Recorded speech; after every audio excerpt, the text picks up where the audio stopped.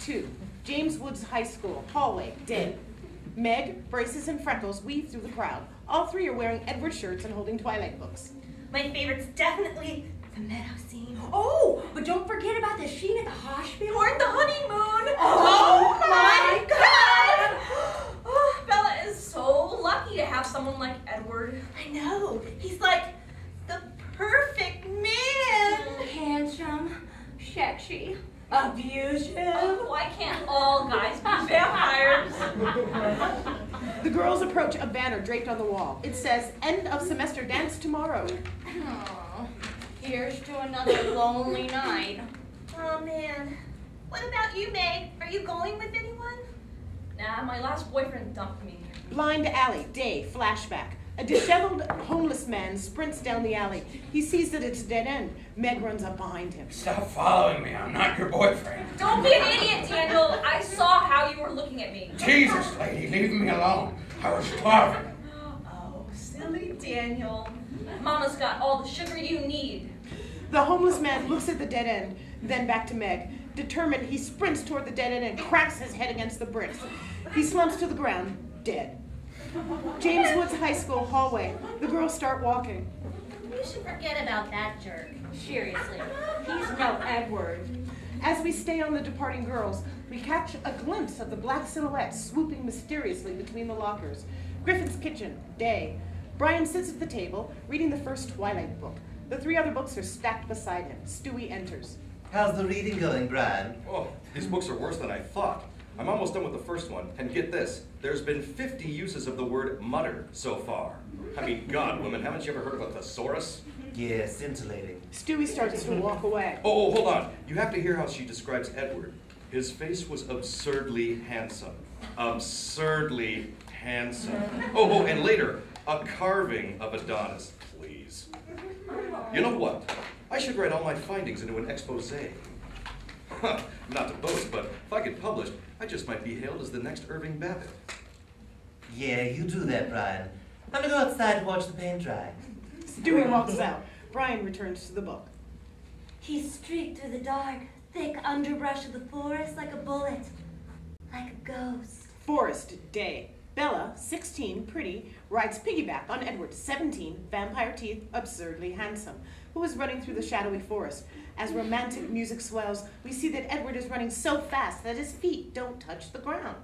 Oh my God, he's flying. Stewie reappears at the door. What was that? I didn't say anything. Oh. Carry on, then. Stewie walks out of the room. Bryan's eyes shift nervously. Then he returns to the book. Residential street, day. It's a blustery autumn afternoon. Wind whistles through the leaves. Meg, wearing a backpack, hurries down the sidewalk. Suddenly, the black silhouette flutters between two houses. Meg jumps, looks over. Nothing there. She continues walking. The silhouette flaps behind a large tree. Hello? Who's there? Silence. Meg continues walking. The wind guts around her, sending dead leaves rustling into her face. As she bats off the leaves, something on the ground captures her attention. Huh? Meg's point of view. A slip of paper swirls to her feet. Meg picks it up at the paper and reads. Dearest Megan. Angle on the paper. It's handwritten in elegant cursive. Meet me at the 59th Street in Compton Avenue, midnight. I'll be waiting. Edward. And we cut to Meg's face, shocked disbelief. Griffin's house, day. The SmartBank sits in the center of the rug, flashing and booping. It's plugged into the wall socket via a long cord. Peter and Chris are digging through the sofa cushions. Oh, I found another one. He comes up with a penny, drops it into the SmartBank. You have deposited a single penny. I'm not that easy, boy. Keep searching or I'll end you. Chris gulps and goes back to digging. I tell you, Chris, I love digging through sofa cushions. You never know what you're going to find. Pulls out a credit card. Other people's credit cards. Pulls out a nasty brown lump and eats it. Candy. Pulls out a VHS. Vern Troyer sex tape. Pulls out Vern Troyer. Vern Troyer. Hey! Vern runs off. Peter pulls a chunky 1970s remote control. Holy crap, it's a remote from our first TV. Man, they don't make them like they used to. Griffin's 1975 living room, night, flashback. A young Peter, a zigzag painted down his face like Aladdin Sane, watches TV. We hear the deafening sounds of a David Bowie concert being played at maximum volume. Ziggy played guitar, jamming good with Weird and Gilly, and the spiders from Mars. Lois storms in, wearing a nightgown. Jesus, Peter, Paul, and Mary, Peter. Turn it off. No way, Lois. I love David Bowie. You want to watch it? Then turn it down. Turn it down? You're not supposed to turn down Ziggy Stardust. Down? Lois tries to wrestle the remote from Peter. Give me the remote, Peter. Stop it, Lois. I'm turning it Don't down make for me. you. Don't. Stop being a jerk, Peter. I'm gonna press it. Peter presses a button on the remote. A bolt of blue lightning lashes out from the remote and strikes Lois. She falls to the floor, unconscious. Mute button. Griffin's living room. Back to scene. Stewie toddles in. What are you pigs rooting for? He spies Vern Troyer's sex tape. Oh, it's this. Stewie sticks the VHS into the player. As we stay on Stewie, grunty sex sounds come from the TV. Stewie watches for a moment, nonplussed. Then he turns it off and heads for the kitchen. Yeah, I don't know what I just saw, but I have a sudden craving for Vienna sausages. Griffin's kitchen. Brian sits at the table, nursing a huge mug of coffee and reading the second Twilight book. Stewie enters. What? You're still here? Leave me alone, I'm working. Now, Brian, even geniuses take time to refuel. How about a grooving afternoon of Schoolhouse Rock? We don't want to watch Schoolhouse Rock. The new episodes are crap. Train yards, day. A haggard-looking train conductor sings to two hobos. Recession, what's your affection? Cutting paycheck to paycheck since the recent election. Recession, where's your affection? I got 3 favorite cars, but they can't get me a job. Recession, how's that affection? I got John, Dick, and Mabel, but no food on the table. Griffin's kitchen. Stewie begins to trudge away. Yeah, you're right. Hey! You just want me to leave so you can savor that stupid novel. For the last time, I'm not savoring it. I'm analyzing it for my expose. Your expose, hmm? A devious look appears on Stewie's face. It seems like he's gearing up for a witty retort when Brian reaches down and smacks him upside the head. Stewie tumbles to the floor. What the fuck was that, man? A preemptive strike. Now go away. Eat shit. Griffith's house, night, outside Meg's window. Meg appears at her window. She lifts up the pane and climbs out. She begins to slowly scale her way down the wall. Angle on Meg's forearm. Her sleeve snags on a protruding nail. The nail rips off a small piece of fabric and scratches a thin cut onto her arm. Ouch. Meg peers at her arm. A tiny line of blood is trickling from the wound. It doesn't look too bad. Shrugging, Meg scuttles down the remainder of the wall and runs off into the night. 59th Street and Compton Avenue, later. It's a shady part of town, complete with flickering streetlights and loitering drunks. Meg approaches the intersection nervously. A shadowy figure nears. Meg looks over. Edward? The figure moves into view. It's Mr. Game & Watch, the 2D video game character from 1980. He jerkily walks past Meg, beeping with every step. Hello, Megan. Meg wheels around. The man's face is obscured in shadow. I see you found my note. Edward! Why did you come? Don't you know what I am? A vampire. Aren't you afraid? No, Edward. I've made up my mind. I want to be with you. Very well. Edward slowly starts to step out of the shadows. Angle on Meg's face, reacting to his entrance. Her expression turns from nervousness to awe to confusion. Reverse on the vampire, who has stepped into the light. He looks exactly like Max Schreck in Nosferatu. Pasty pale, bunny fangs, elf ears, and bald as a cue ball. He wears a black cape. Handsome, he most definitely is not. As ominous music sting takes us to the end of the Act 2. Act 3, 24-hour diner, night. Meg and Edward sit at a booth. I have to say, Edward, you're not like how you were portrayed in the books. Distortion by the media. It is most unfortunate. Yeah. Unfortunate. So, what brings you to Quahog? You, Megan. Ever since I glimpsed you through your bedroom window, I could not erase your shy and delicate beauty from my mind. Megan Griffin, will you be my vampire bride? Well, Edward, let's not get ahead of ourselves here. Yes, of course. Why rush when we are already destined for eternity? What about the school dance then? Will you be my date? Meg doesn't look happy about this at all. She tries to smile.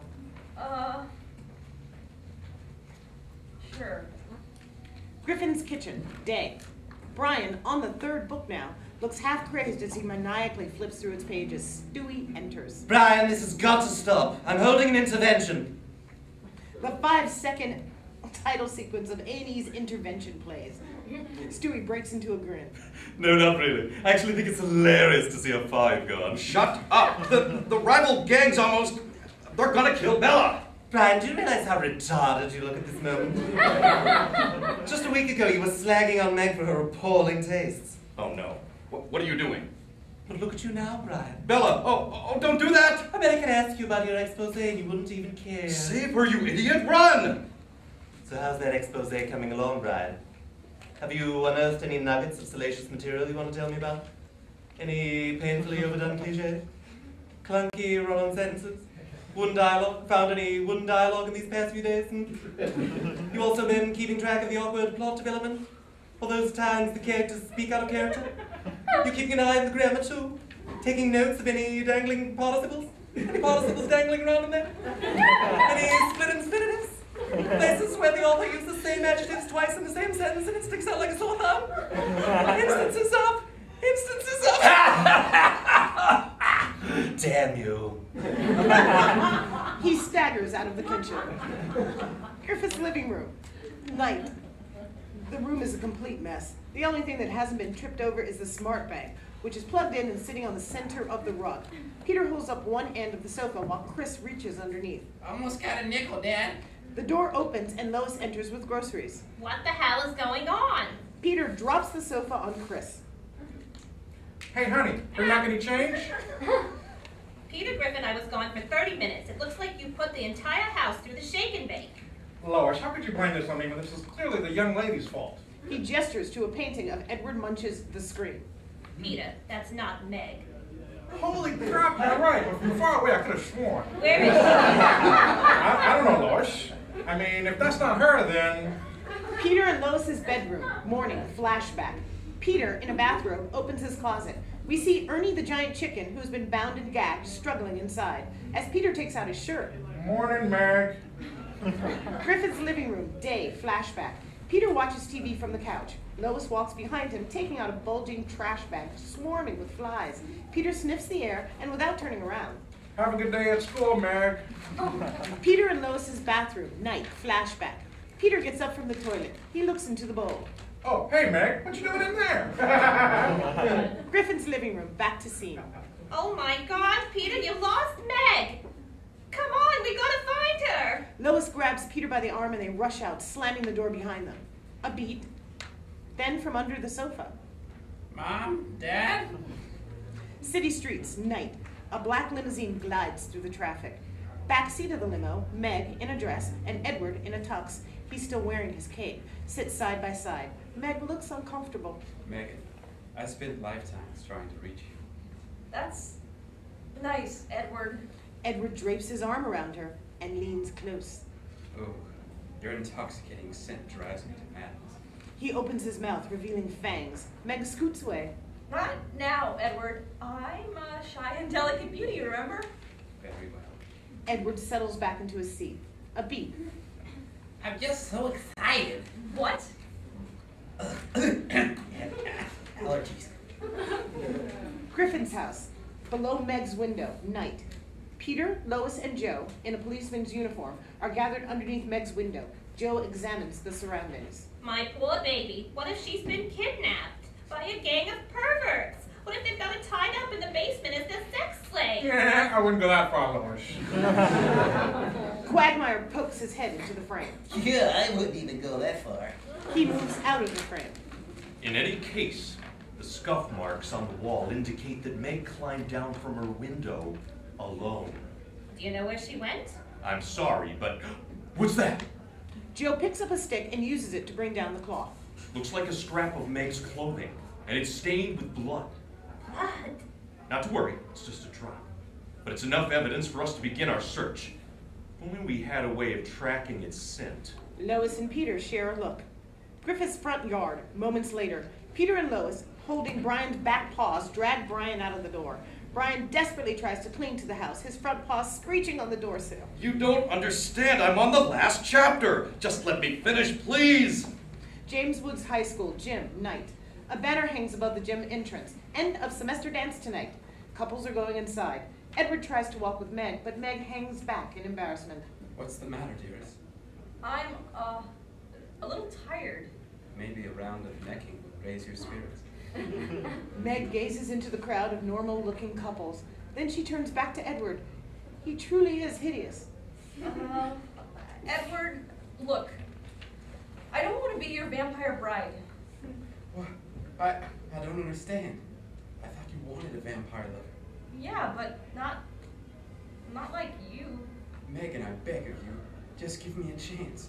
You'll never know my appeal until you've tasted He wraps his arms around her. my silver kiss. He tries to nibble her neck as Meg struggles. Stop it! Let go of me! Unhand that woman! Edward and Meg look over to see Peter, Lois, Joe, and Brian approaching. Edward hefts Meg over his shoulder and breaks into a run. After him! The family makes a beeline for Edward, and we're thrust into a thrilling chase scene. City streets. Edward, carrying Meg, sprints past an Italian restaurant and shoves aside an advertising man dressed in a garlic suit. He barrels past a postal worker carrying a cardboard box of wooden railroad stakes. The stakes clatter to the sidewalk. Edward avoids tripping them and runs past an apartment building. Two movers are carrying a large mirror. Edward jumps through the mirror, shattering it. The family follows a block behind. Guys, what are we doing? We can't catch him. He's a vampire. He's faster and more powerful than all of us combined. Then what are we supposed to do? The only way to kill a vampire is sunlight. And how are we gonna get out at this hour? They approach the broken mirror. Brian notices the glinting shards. He gasps. An epiphany. Joe, give me your flashlight. Joe tosses Brian a flashlight. Brian picks up a large shard of the mirror and shines the flashlight into it. The beam of light bounces off the mirror and flashes across the street into the decorated stained glass window of a church. The beam shoots straight into the stained glass sun. Just as Edward approaches the church, a bright white light floods out from the sun, and Edward is blinded. Screaming, he drops Meg and stumbles forward. His cape catches on the top of a fire hydrant and is ripped off, along with his mask, a wig, and false fangs. Edward falls to the ground, and we see that he is actually Neil Goldman. Drat, foiled again. Meg picks herself up, recognizes Neil. Neil Goldman? Hi, Meg. Neil, how could you? Ever since I saw you swooning over that vampire, I thought I could win your heart by pretending to be one. Evidently, I was wrong. You thought I would date you if you dressed up like a naked mole rat with bad teeth and a cape? Damn. I knew I should have gone with Bela Lugosi instead of Max Schreck. The camera pushes in on Neil. Look, Meg, I apologize. I never meant to hurt you. The thing is, you may not be the prettiest or the smartest girl in school, but to me, you're the most lovable. And I just wanted to show you how much I can, even though I did get carried away with this whole vampire stick. Oh, Neil, that's so sweet. Really? And does that mean you'll go to the dance with me? Well, Inspirational music swells as the camera pushes in on Meg. what Twilight has taught me is that it doesn't matter if you're an outsider. It doesn't matter if you're a mentally challenged, emotionally manipulative, bloodthirsty stalker who likes to spy on sleeping girls. You can make a woman fall in love with you as long as you're absurdly handsome. I mean, why do you think Edward got away with all those things he did? He was handsome, that's why. Absurdly handsome. And I'm sorry to say this, Neil, but you're not. So, There he is! The family catches up to Neil. Joe clasps handcuffs on his wrist and leads him away. Meg gives a little wave. see ya. Griffith's living room, day. Stewie watches Schoolhouse Rock's recession session on TV. Brian walks up, looking haggard and drained. Well, I finished reading Twilight. Stewie clicks off the TV and turns to Brian, smirking. How selfless of you, Brian, to wallow through that literary morass for the sake of your expose. Actually, I didn't write an expose. Oh, really? And why is that? because I don't remember anything that happened in the books. Wait, what? When I finished the last book, my mind just went out like a light. My theory is that something in the series traumatized me so much that I'm currently suffering from selective amnesia. Man, it feels like I lost a week. Shaking his head, Bryan starts to walk off. Oh, chin up, Bryan. At least you saved Meg. Meg runs down the stairs, ecstatic. Oh my god, guys, there's gonna be a Twilight movie! Yeah! Bryan looks at her. Then he whips out the 1970s remote and zaps her. Meg slumps down, unconscious. Bryan walks away. Peter and Chris run in from the front door, each holding a fistful of coins. We catch a glimpse of Cleveland in hot pursuit in the driveway. Peter, Christopher, come back here with my laundry money. Peter slams the door in Cleveland's face. I think this is it, son. Hot diggity dog. They kneel down in front of the SmartBank and shove in their coins. The SmartBank revs to life with flashing lights and beeps. You have deposited 93 cents in hard currency, pumping up your total to a thick and juicy $500. Yeah. Hey, Chris, you know what this means? We finally have enough money to get all those things we wanted from the shop of Image. Lois enters, holding a stack of mail. She opens an envelope. You kids look so happy. Yeah, Lois, Chris and I have finally saved enough money to... What? Lois, what's the matter? Peter, that flashing harlot just cost us $500 at the on an electricity bill. End show.